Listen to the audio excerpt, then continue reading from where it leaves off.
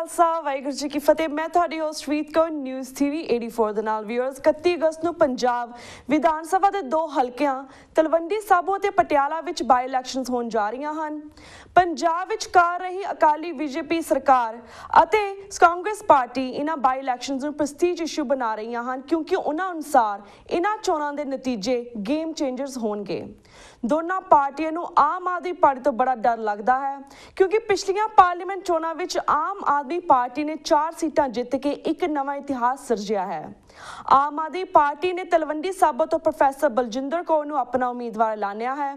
ਇਹਨਾਂ ਦਾ ਪਿੰਡ ਵੀ ਇਸ ਹਲਕੇ ਵਿੱਚ ਹੀ ਪੈਂਦਾ ਹੈ। ਵਿਊਅਰਸ, ਪ੍ਰੋਫੈਸਰ ਬਲਜਿੰਦਰ ਕੌਰ ਦਾ ਪਰਿਵਾਰ ਪੰਥਕ ਪਿਛੋਕੜ ਵਾਲਾ ਹੈ ਅਤੇ ਕੌਮੀ ਆਜ਼ਾਦੀ ਦੇ ਸੰਘਰਸ਼ ਵਿੱਚ ਵੀ ਇਸ ਪਰਿਵਾਰ ਦਾ ਬੜਾ ਵੱਡਾ ਯੋਗਦਾਨ ਹੈ। ਪ੍ਰੋਫੈਸਰ ਬਲਜਿੰਦਰ ਕੌਰ ਆਪਣੀ ਨੌਕਰੀ ਛੱਡ ਕੇ ਸਿਆਸੀ ਪਿੜ ਵਿੱਚ ਨਿਤਰੇ ਹਨ। ਉਹਨਾਂ ਦੀ ਆਵਾਜ਼ ਵਿੱਚ ਜਿੱਥੇ ਲੋਕਾਂ ਦੀ ਪੀੜ ਹੈ ਉੱਥੇ ਕੁਝ ਕਰ ਵਿਖਾਉਣ ਦਾ ਬੁਲੰਦ ਹੌਸਲਾ ਵੀ ਹੈ। ਅੱਜ ਅਸੀਂ ਪ੍ਰੋਫੈਸਰ ਬਲਜਿੰਦਰ ਕੌਰ ਨਾਲ ਉਹਨਾਂ ਦੀ ਚੋਣ ਮੁਹਿੰਮ ਅਤੇ ਉਹਨਾਂ ਦੇ ਨਿਸ਼ਾਨੇ ਸੰਬੰਧੀ ਗੱਲਬਾਤ ਕਰਾਂਗੇ ਤੇ ਸਾਨੂੰ ਹੁਣ ਲਾਈਨ ਤੇ ਜੁੜ ਚੁੱਕੇ ਨੇ ਪੰਜਾਬ ਤੋਂ ਪ੍ਰੋਫੈਸਰ ਬਲਜਿੰਦਰ ਕੌਰ ਇਸ ਵੇਲੇ ਲਾਈਨ ਤੇ ਜੁੜ ਚੁੱਕੇ ਨੇ। ਜੀ ਭੈਣ ਜੀ, ਵਾਹਿਗੁਰੂ ਜੀ ਕਾ ਖਾਲਸਾ ਵਾਹਿਗੁਰੂ ਜੀ ਕੀ ਫਤਿਹ। ਖਾਲਸਾ ਫਤਿਹ ਜੀ। ਭੈਣ ਜੀ, ਸਭ ਤੋਂ ਪਹਿਲਾਂ ਤਾਂ TV 84 ਦੇ ਦਰਸ਼ਕਾਂ ਦੇ ਅਸੀਂ ਪਹਿਲੀ ਵਾਰ ਰੂਬਰੂ ਹੋਣ ਤੇ ਅਸੀਂ ਤੁਹਾਡਾ ਬਹੁਤ-ਬਹੁਤ ਸਵਾਗਤ ਕਰਦੇ ਹਾਂ। ਜੀ thank you ma'am. You welcome. ਭੈਣ ਜੀ, ਜਿਸ ਤਰ੍ਹਾਂ ਤੁਸੀਂ ਪਹਿਲੀ ਵਾਰ ਸਾਡੇ ਦਰਸ਼ਕਾਂ ਦੇ ਰੂਬਰੂ ਹੋ ਰਹੇ ਹੋ, ਸਭ ਤੋਂ ਪਹਿਲਾਂ ਸਾਨੂੰ ਤੁਸੀਂ ਆਪਣੀ ਪਰਿਵਾਰਿਕ ਪਿਛੋਕੜ ਅਤੇ ਵਿਦਿਅਕ ਯੋਗਤਾ ਬਾਰੇ ਵੇਰਵੇ ਦੇ ਨਾਲ ਜਾਣਕਾਰੀ ਦਿਓ। ਜੀ, ਮੇਰਾ ਪਿੰਡ ਜਗਰਾਮ ਤੀਰਥ ਤਖਤ ਸ੍ਰੀ ਦਮਦਮਾ ਸਾਹਿਬ ਤੋਂ 6 ਕਿਲੋਮੀਟਰ ਪੈ ਜਾਂਦਾ ਹੈ ਜੀ। ਤੇ ਮੇਰੇ ਪਰਿਵਾਰ ਦੇ ਵਿੱਚ ਮੇਰੇ ਮਦਰ, ਫਾਦਰ, ਮੇਰੇ ਗ੍ਰੈਂਡਮਦਰ ਔਰ ਮੇਰੇ 2 ਛੋਟੇ ਬ੍ਰਦਰ ਨੇ ਜੀ। ਸੋ ਜਿਹੜਾ ਮੇਰੀ ਲਾਈਫ ਉਹ ਇੱਥੇ ਪਿੰਡ 'ਚ ਹੀ ਗੁਜ਼ਰੀ, ਇੱਕ ਸਧਾਰਨ ਪਰਿਵਾਰ ਦੇ ਵਿੱਚ। ਹਾਂਜੀ। ਔਰ ਜਿਹੜੀ ਮੇਰੀ ਐਜੂਕੇਸ਼ਨ ਆ, ਸਕੂਲਿੰਗ ਮੈਂ ਤਲਵੰਡੀ ਸਾਬੋ ਤੋਂ, ਗ੍ਰੈਜੂਏਸ਼ਨ ਮਾਤਾ ਸਾਹਿਬ ਕਾਲਜ ਤਲਵੰਡੀ ਸਾਬੋ, ਔਰ ਫਿਰ MA MPhil English Punjabi university Patiala. ਜੀ ਜੀ ਜੀ ਮੈਮ। ਤੇ ਭੈਣ ਜੀ, ਸਰ ਤੁਸੀਂ ਪ੍ਰੋਫੈਸਰ ਦੀ ਨੌਕਰੀ ਛੱਡ ਕੇ ਸਿਆਸਤ ਵਿੱਚ ਕੁੱਦਣ ਦਾ ਫੈਸਲਾ ਕਿਉਂ ਕੀਤਾ? ਇਸ ਬਾਰੇ ਵੀ ਵੇਰਵੇ ਦੇ ਨਾਲ ਜਾਣਕਾਰੀ ਦਿਓ।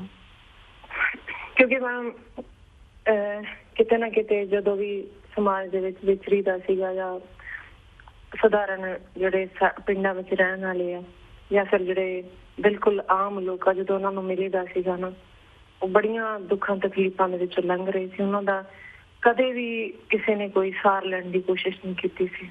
ਹੁਣ ਤੱਕ ਜਿਹੜੀਆਂ ਪਾਰਟੀਆਂ ਇੱਥੇ ਰਾਜ ਕਰਕੇ ਗਈਆਂ, ਹਾਂਜੀ, ਉਹ ਦੋਨੋਂ ਸਰਮਾਏਦਾਰ ਪਾਰਟੀਆਂ ਨੇ ਜੀ। ਔਰ ਉਹਨਾਂ ਨੂੰ ਕਦੇ ਇਸ ਚੀਜ਼ ਦਾ ਅੰਦਾਜ਼ਾ ਨਹੀਂ ਹੋ ਸਕਦਾ ਕਿ ਇੱਕ ਜਿਹੜਾ ਸਧਾਰਨ ਇਨਸਾਨ ਆ, ਜਿਹੜਾ ਇੱਕ ਬਿਲਕੁਲ ਸਧਾਰਨ ਕਰਦਾ ਆ, ਹਾਂਜੀ, ਉਹਦੇ ਨਾਲ ਕੀ ਗੁਜ਼ਰਦੀ ਹੈ, ਕਿ ਉਹ ਮੁਸ਼ਕਿਲਾਂ ਦੇ ਵਿੱਚੋਂ ਕਿਵੇਂ ਲੰਘਦਾ ਆ ਜੀ, ਕਿਵੇਂ ਆਪਣੀਆਂ ਸਾਰੀਆਂ ਚੀਜ਼ਾਂ ਜਿਹੜੀਆਂ ਪਿੰਡੇ ਤੇ ਹੰਡਾਉਂਦਾ ਹੈ, ਕਿਵੇਂ ਉਹ ਆਪਣੇ ਦਿਨ ਕੱਟਦਾ ਹੈ। ਉਹਨਾਂ ਨੂੰ ਕਦੇ ਉਹਨਾਂ ਚੀਜ਼ਾਂ ਤੋਂ ਵਾਕਫ ਨਹੀਂ ਹੋ ਸਕਦੇ। ਸੋ ਜਦੋਂ ਵੀ ਮਤਲਬ ਮੈਂ ਮਿਲਦੀ ਸੀ, ਗੱਲਬਾਤ ਹੁੰਦੀ ਸੀ, ਤਾਂ ਸੱਚ ਜਾਣਿਓ ਮਤਲਬ ਉਹਨਾਂ ਦੇ ਦੁੱਖ ਦੇਖ ਕੇ ਨਾ ਇੱਕਦਮ ਅੰਦਰ ਝੰਜੋੜਿਆ ਜਾਂਦਾ ਹੁੰਦਾ ਸੀਗਾ ਜੀ ਜੀ। ਲੱਗਦਾ ਹੁੰਦਾ ਸੀਗਾ ਕਿ ਪਰਮਾਤਮਾ ਜੇ ਮੈਨੂੰ ਕਦੇ ਮੌਕਾ ਦੇਵੇ ਤਾਂ ਮੈਂ ਡਟ ਕੇ ਲੜਾਈ ਲੜਨੀ ਹੈ। ਮੈਂ ਤਾਂ ਮਤਲਬ ਪਹਿਲਾਂ ਵੀ ਆਪਣੇ ਲੈਵਲ ਤੇ ਜਿੰਨਾ ਮੇਰੇ ਤੋਂ ਹੁੰਦਾ ਸੀਗਾ, ਜਿੱਥੇ ਕਿਤੇ ਵੀ ਜੀ ਮੈਂ ਉਹਨਾਂ ਦੇ ਨਾਲ ਖੜਦੀ ਹੁੰਦੀ ਸੀ, ਜਿੱਥੇ ਵੀ ਕਿਤੇ ਹੱਕਾਂ ਨੂੰ ਮਾਰ ਪੈਂਦੀ ਸੀ ਸਾਡਾ ਨੂੰ। ਔਰ ਫਿਰ ਗੁਰੂ ਮਹਾਰਾਜ ਨੇ ਚਲੋ ਹਨਾ ਖੁੱਲ ਕੇ ਮੈਦਾਨ 'ਚ ਆਉਣ ਦਾ ਮੌਕਾ ਦਿੱਤਾ। ਹਾਂਜੀ ਜੀ ਜੀ। ਭੈਣ ਜੀ, I would like to ask you ਕਿ ਤੁਸੀਂ ਆਮ ਆਦਮੀ ਪਾਰਟੀ ਹੀ ਕਿਉਂ ਜੁਆਇਨ ਕੀਤੀ? ਕਿਉਂਕਿ ਹੋਰ ਵੀ ਬਹੁਤ ਸਾਰੀਆਂ ਨੇ, 2 ਧਿਰਾਂ ਤੋਂ ਬਗੈਰ ਵੀ ਹੋਰ ਬਹੁਤ ਸਾਰੀਆਂ ਧਿਰ ਨੇ ਪੰਜਾਬ ਦੇ ਵਿੱਚ। But why did you choose only Aam Aadmi party? ਜੀ ਮੈਮ, ਇਹਦੇ ਪਿੱਛੇ ਦੇਖੋ, ਆਮ ਆਦਮੀ ਪਾਰਟੀ ਆ ਜਿਹੜੀ, ਉਹਦਾ ਜਿਹੜਾ ਸਵਰਾਜ ਆ ਉਹ ਹੈਗਾ ਕਿ ਇਹਦੇ ਵਿੱਚ ਰਾਜਾ ਪ੍ਰਥਾ ਵਾਲਾ ਕੋਈ ਸਿਸਟਮ ਨਹੀਂ ਹੈ ਜੀ। ਆਮ ਆਦਮੀ ਪਾਰਟੀ ਜਿਹੜੀ ਆ ਸਿਰਫ ਆਮ ਲੋਕਾਂ ਦੀ ਪਾਰਟੀ ਆ ਜੀ। ਔਰ ਉਹਦੇ ਵਿੱਚ ਇੱਕ ਗੱਲ ਹੁੰਦੀ ਹੈ, ਕਰਪਸ਼ਨ ਨੂੰ ਖਤਮ ਕਰਨਾ ਉਹਦਾ ਮੇਨ ਮੁੱਦਾ ਹੈ। ਔਰ ਉਹਦੇ ਚ ਓਨੈਸਟੀ ਹੈ ਸਭ ਤੋਂ ਵੱਡੀ ਗੱਲ ਜੀ। ਉਹਦੇ ਚ ਉਹ ਨਹੀਂ ਹੈਗਾ ਕਿ ਜਿਵੇਂ ਹੁਣ ਤੱਕ ਪਾਰਟੀਆਂ ਕਰਦੀਆਂ ਆਈਆਂ ਸਰਮਾਏਦਾਰ ਪਾਰਟੀਆਂ ਕਿ।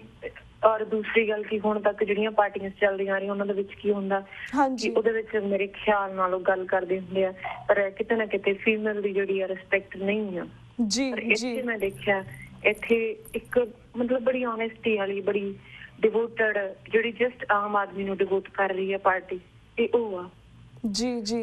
ਮਤਲਬ ਇੱਕ ਰਿਸਪੈਕਟ ਆ, ਇੱਕ ਯੂ ਨੋ। ਹਾਂਜੀ ਜੀ। ਭੈਣ ਜੀ, ਜਿਸ ਤਰ੍ਹਾਂ ਤੁਸੀਂ ਭੈਣ ਜੀ, ਜਿਸ ਤਰ੍ਹਾਂ ਤੁਸੀਂ ਵਿਧਾਨ ਸਭਾ ਲਈ ਅਗਰ ਤੁਸੀਂ ਚੁਣੇ ਜਾਂਦੇ ਹੋ ਤਾਂ ਤੁਹਾਡੇ ਲਈ ਕਿਹੜੇ-ਕਿਹੜੇ ਪ੍ਰਮੁੱਖ ਮੁੱਦੇ ਹੋਣਗੇ, ਇਸ ਬਾਰੇ ਵੀ ਜਾਣਕਾਰੀ ਦਿਓ।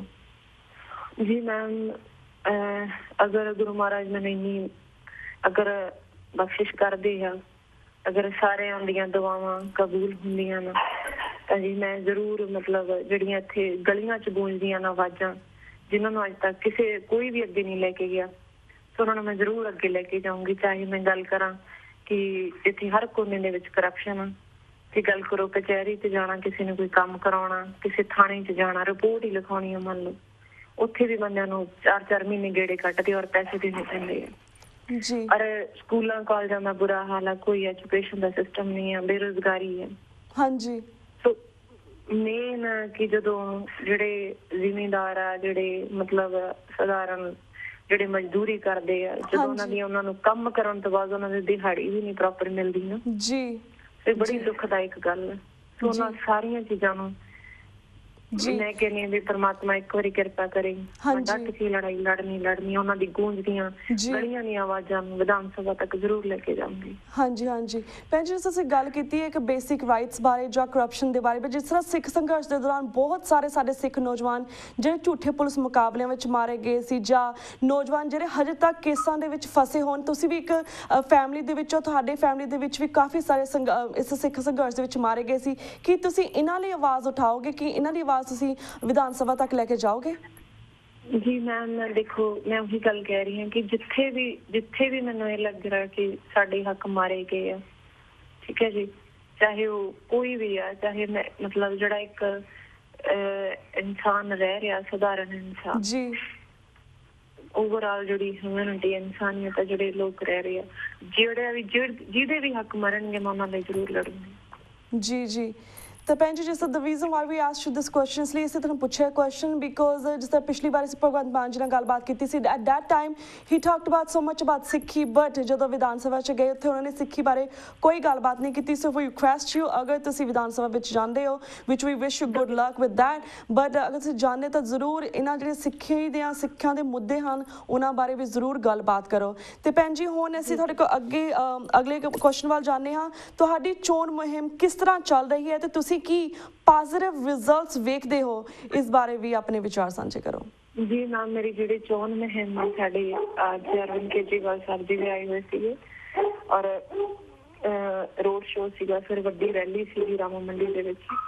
ਮਤਲਬ ਹੁਣ ਤੱਕ ਲੋਕ ਜਿਹੜੇ ਆ ਅੱਕੇ ਪਏ ਸੀ ਜੀ, ਬਦਲਾਵ ਲੱਭ ਰਹੇ ਸੀ ਜੀ, ਔਰ ਉਹਨਾਂ ਨੂੰ ਤੀਜਾ ਫਰੰਟ ਮਿਲ ਨਹੀਂ ਰਿਹਾ ਸੀ ਹੁਣ ਦੇ, ਕਿਉਂਕਿ ਕਿਤੇ ਨਾ ਕਿਤੇ ਜਿਹੜਾ ਇੱਕ ਹੁਣ ਇੰਨਾ ਸਾਰਾ ਚੱਲਦਾ ਆ ਰਿਹਾ ਸੀਗਾ, ਸਰਮਾਏਦਾਰ ਪਾਰਟੀਆਂ ਇੱਕ ਤਰ੍ਹਾਂ ਦਾ ਹੱਕਾਂ ਨੂੰ ਮਾਰਦੀਆਂ ਆ ਰਹੀਆਂ ਸੀ, ਕੁਦਰਤ ਵੀ ਤਾਂ ਕਿਤੇ ਨਾ ਕਿਤੇ ਜਸਟੀਫਾਈ ਕਰਦੀ ਹੈ ਨਾ ਚੀਜ਼ਾਂ ਨੂੰ।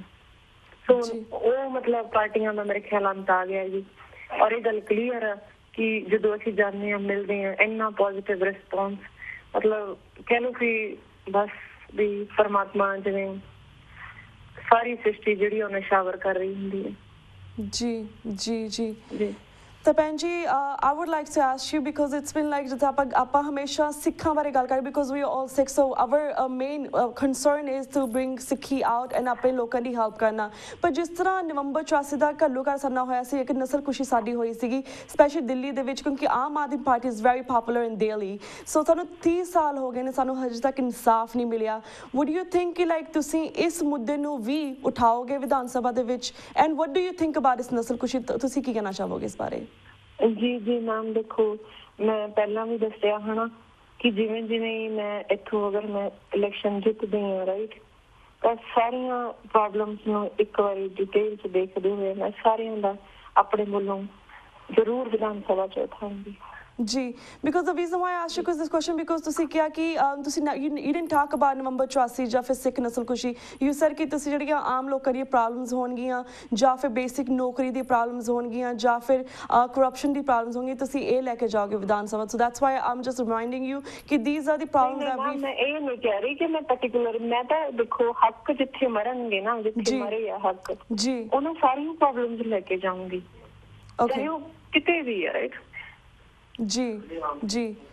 ਜੀ ਬਿਲਕੁਲ। ਤੇ ਭੈਣ ਜੀ, ਜਿਸ ਤਰ੍ਹਾਂ ਆਮ ਆਦਮੀ ਪਾਰਟੀ ਨੇ ਪਹਿਲਾਂ ਗਾਇਕ ਬਲਕਾਰ ਸਿੱਧੂ ਨੂੰ ਟਿਕਟ ਦਿੱਤੀ ਤੇ ਫਿਰ ਉਹਦੀ ਟਿਕਟ ਕੱਟ ਕੇ ਤੁਹਾਨੂੰ ਦਿੱਤੀ ਹੈ, ਪਰ ਉਹ ਆਜ਼ਾਦ ਉਮੀਦਵਾਰ ਦੀ ਤੌਰ ਤੇ ਖੜਾ ਹੋ ਗਿਆ, ਕਿ ਇਸ ਨਾਲ ਆਮ ਆਦਮੀ ਪਾਰਟੀ ਦੀ ਜਿੱਤ ਦੇ ਚਾਂਸ ਘਟ ਗਏ ਨੇ?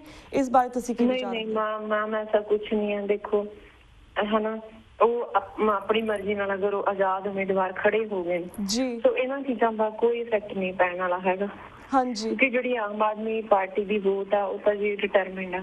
ਜੀ ਜੀ ਜੀ ਜੀ।